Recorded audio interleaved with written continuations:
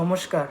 সমস্ত ফুড ব্লগারদের অনুরোধ করা হচ্ছে যে বাইরের খাবার, বিশেষ করে যে সমস্ত খাবারগুলো আনহাইজেনিক বা আনহেলদি, সেই সমস্ত খাবারের প্রমোশন বন্ধ করার জন্য।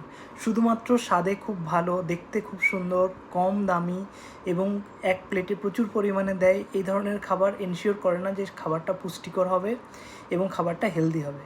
বাড়িতে রান্না করা খাবার সবসময়ই ভালো বাইরের খাবারের থেকে, এবং এটা পুষ্টিকর এবং স্বাস্থ্যকর। লং টার্মে আমাদের অনেক বেনিফিট দেয় ঘরের খাবার।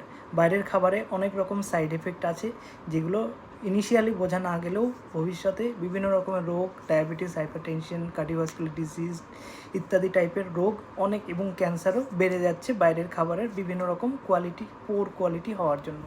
সুতরাং আপনাদেরকে অনুরোধ করা যাচ্ছে যে প্লিজ আপনারা নিউট্রিশন রিচ হেলদি খাবার প্রমোট করুন এবং ঘরের কুকড খাবারের জন্য প্রমোশন বেশি করে করুন।